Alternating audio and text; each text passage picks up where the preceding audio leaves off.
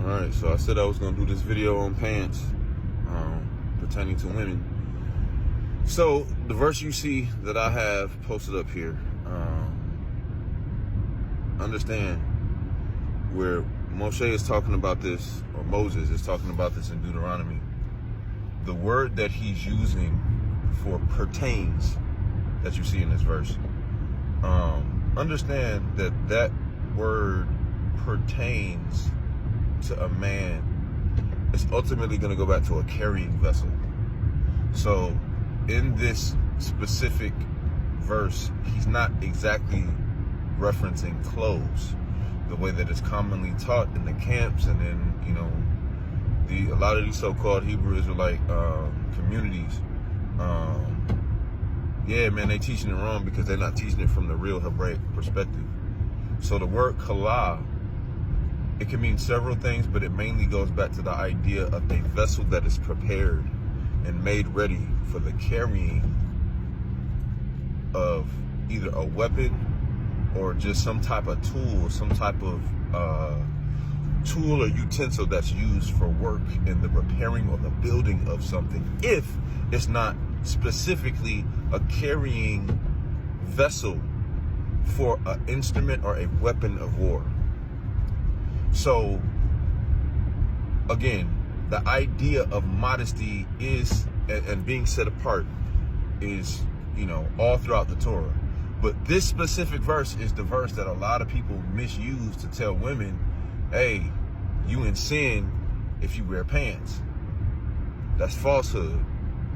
Really what it's saying is, if you dress and deck yourself and use vessels, like you literally put yourself in a position of carrying the countenance of a man, or carrying the countenance of things that a man would carry in his daily function, right? That's dysfunctional, right? Now, this is the idea of a man walking around wearing a purse. And I ain't talking about like the ones where it's like we actually putting firearms and different things. That low key falls into the category of this verse right here. There's nothing wrong with a man carrying a carrying vessel for things like that. But I'm talking about the femininity of a actual woman's bag. And when I say femininity of a woman's bag, I'm talking about how women, you know what women carry in their purses. You walking around like a woman. Like, again, it's more so dealing with the ruach and the countenance and the manner of the work that is being done, separating masculine from the feminine. So when it says a woman shall not wear that which pertains to a man, it's not exactly just talking about clothes.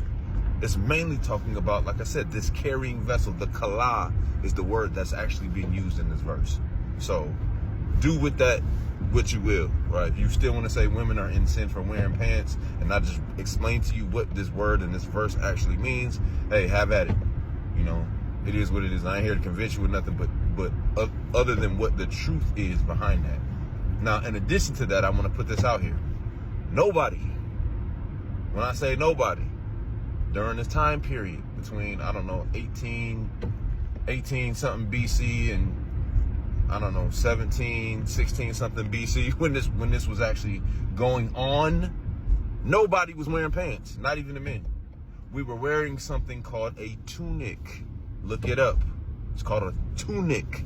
This is why they would say things like gird your loins, because the tunics would hang down on both men and women.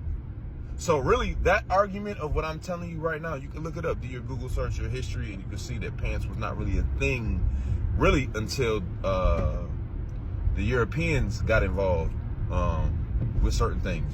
You feel me? Greece and Rome, and just, you know, certain, and even them, they was wearing tunics for the longest. Pants didn't come until way later. I'm talking about way later in just history and civilization, period.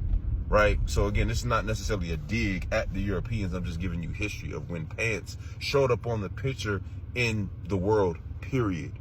So again, that whole argument of, oh, you a woman, you shouldn't be wearing pants, like, bro, stop putting that on Torah. Y'all never said that. Now, if you as a man just prefer your woman to wear dresses and skirts, all seem to you. I believe that dresses and skirts are beautiful for women, right? But I'm just telling you, you can't put it on Torah, because Torah doesn't say that. Shalom.